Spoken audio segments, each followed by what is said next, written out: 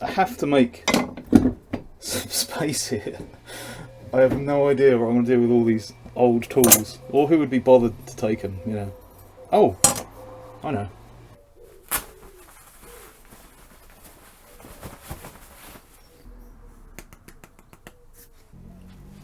I'm tidying up around the workshop.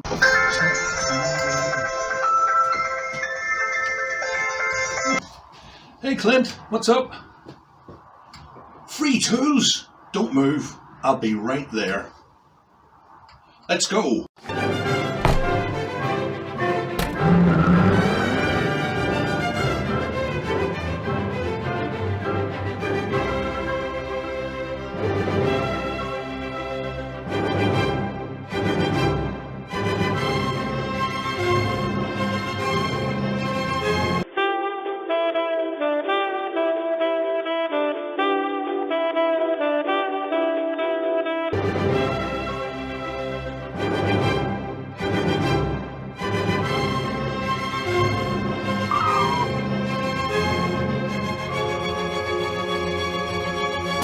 Tools? Where?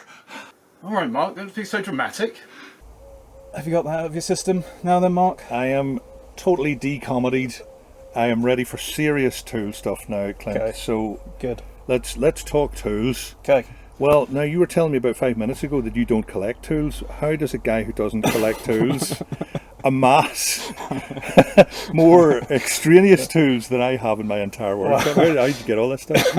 I think the problem is that when I buy them on Facebook or eBay or something, and they come in a bundle. Oh, right. So someone's okay. like, I'm getting rid of my granddad's old tools, Ah, and then I want one tool out of the 10, and then you just repeat that. Oh, I see. I Repeat see. it So this is 50 all. times. This is all the leftover stuff. Then this is the. Yeah. Right, this is the leftovers. Well, that's good. Yeah. I like leftovers. That's terrific. That's good. Okay. So it's you sorted a lot of these out. We've got planes over here. Yeah. Some chisels, augers, bits and. So why don't you talk us through some of these things? Why don't you Okay. start with the planes? What? Yeah, well, we have got a kind of weird one here, which is called a rounding plane. Which Yeah.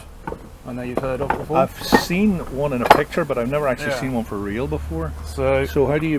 what it do is, you this do? is an adjustable one. Oh. So you adjust both sides, I see. and you put in probably your like fairly rounded stock. So you probably Oh, spoke yeah. shave it down. With a Spoke sort of a nice shave you would spoke down, shave, and then yes, put it in there, yes, and then you've got your blade there. I see it in between. Yeah. Okay. And you can So adjust it Right. up and down. So when you rotate this thing, that's what gives it the round shape to the Yep. stock. So if you What? put your bit of wood in a clamp in your bench and put that Oh, over I the top, Uh-huh. and then adjust this down to whatever size you want, then you can I see. do that all the way around. You know. Well, that's devilish cunning. Let's have a look at it. It's does it have any lettering or anything on it? I thought I saw some. What would be your guess at the age of this? Oh man, I have no idea. It's got to be early 1900s, hasn't it? I'd have thought. I'm not 100% sure. Yeah, really. it's got to be at least 100 years old, and it Yeah. does have somebody's name on it, but we can't read it, can we? Or can we? W. Hamill? Yeah, W something Ham. I can see Ham. Yeah. Can you see the rest of that? Can I you don't see know. this from here? I'm pointing in the wrong place. Okay. All right. What else have you got? You've got other planes over there. Let's see Yep. what you've got. Okay, more planes. That's a molding plane. I know what that is. That's Yeah. a type of it's- molding plane. It's. I mean, I don't really know. I guess I would use it for like if I was going to use it, I'd use it to like make Yeah. a box or something for like a rebate. Yeah. But obviously, it's got this adjustable bit here, so you can extend. Oh, in that's this direction. oh yes, I see. That's actually adjustable. Yeah, And this is something which has been modified by the previous owner. I almost certainly. Yeah. And again, I would say that's the best part of 100 years old. I wonder how long Yeah. this person used it for. Probably quite a long time, I would think, by the colour of it. So absolutely magnificent array of planes. You've got their moulding planes, wooden jack planes. I don't see a single metal plane in there. No. And things like shoe size planes. Ones with the German horn thing on the front of it. You know, I think those Yeah, are terrific. yeah. They look so They're pretty good, professional. yeah. A whole bunch of chisels and gouges. And some really nice ones in there. But the thing that really catches my boy, look at that. That's a Texas style gouge there, ladies and gentlemen. But the thing that really catches my eye here is this really nice collection of augers. and bits and braces. But tell me about this brace here. Well, That is... I don't really know what to tell you apart from it's really old, and I have no idea where I got it. But Yeah. I do like this, you know, how it can probably accommodate a lot more than that can because of the, you know, the little. Yeah, no messing screw about on with the it. Just side. something square section. Yeah. You bung it in there. You tighten that thing up. Job done. So I mean, there's all kinds. There's probably Yeah. some weird ones that, like, I don't know how many of you have seen a spoon bit before, but Yeah. they're a little bit weird. Not incredibly weird, but you know. But weird enough for us. Well, I don't know if you'd be able to buy one now. I don't know if I've seen a spoon bit, like a new spoon bit for sale anyway. But That's maybe, a gap but- in the market, folks. Yeah. You heard it here first. And then adjustable or expandable, expandable. Yeah, expandable. expandable. Yeah, and not only that, we've got a matching pair. Yeah. Whoa. So you get your screwdriver in there and you twist that and maybe we can get it Yeah. to work. I don't know. With this nice old screwdriver. Does it just slide I out? think or it do slides out, something like that. I don't know how to use it, so I think maybe maybe someone- it's gotten a bit grimy. And it needs a little bit of antique I'm WD-40 sure on it. someone in the comments will probably moan Yeah. like, oh, you're doing it all wrong. Yeah.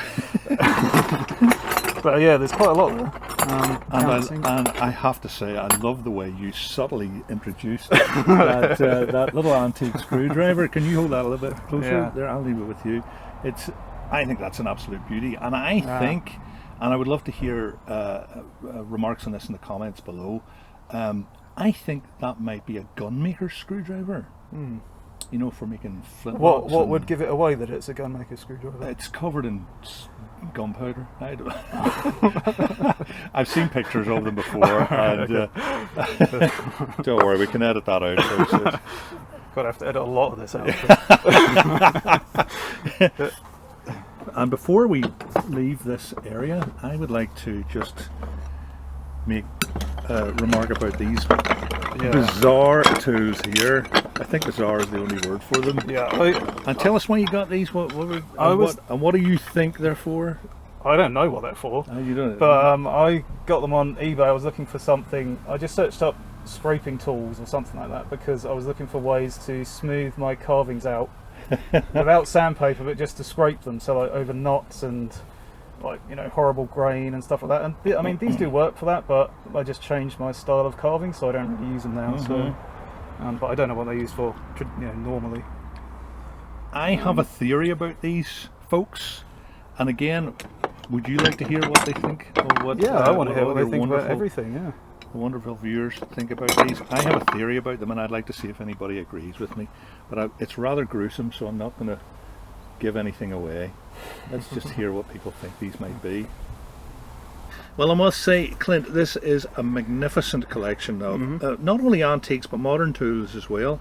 Yeah. But you just said that you didn't want to collect these things, so what do you intend to do with them? Well, the reason I invited you here is so you can figure out, you know, what to do with them. I don't know what to do with them. You heard that? He invited me. I didn't just barge in here to steal his tools. He invited me to take these tools away, and for a very good reason, and this is the serious bit of this video. Actually, what we want to do is make sure that some of these tools, the more modern ones and the ones that can be restored and reused, go to people who actually can use these tools, because believe it or not, there are places actually in Europe and in Africa and in South America and places like that, in rural areas, folks cannot go down to the shops and buy tools the way you and I can. They can't look up their phone or their computer and buy stuff from eBay. And it's great that folks like us who can afford these things and can collect these things can pass these tools on to people who can use them in their everyday life, and that's a really important thing to me.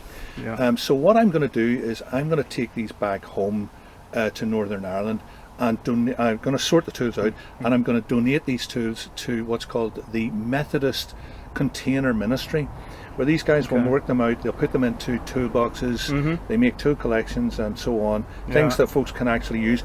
And these wooden planes and everything are perfectly serviceable once they've been cleaned up and once they've been sharpened. Yeah. These can be used, and people will use them in various countries throughout the world. Yeah. So I'll take them back to Northern Ireland. I would say though that the Container Ministry is not the only charity that does this sort of thing. There is also a charity in Ipswich, which is how far away from here? About 25 minutes by car. About 25 minutes by car. You know how far I've come? 450 miles. But I did do it in 82 seconds or whatever. So if they're not going to use your particular charity, there's other ones they can use. Yes. And can they get people to come to their house or something like that? What we can do is we can donate these antique tools which are not suitable to go to foreign countries, to rural areas, the things that people can't use. Yeah. They can be donated to a separate charity called it's called Habitat for Humanity, isn't that right? And they will sell them to tool collectors. Okay. Now that means that the collectors will get them into their collection. They'll enjoy them. The money goes to a good cause, and everybody's happy. Win-win. So I should just say that obviously the Methodist Container Ministry is a Christian charity. It's connected with the Methodist Church. If that's not your thing and it doesn't make you feel uncomfortable with that, there are plenty of secular charities who do the same thing. What was the name of the one we found there?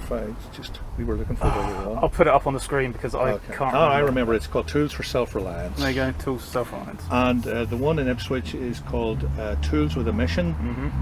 There are plenty throughout the country, and if you're not here in the UK, please do have a look around and see if you can find organisations, church organisations, secular organisations, whatever, who will reuse old tools.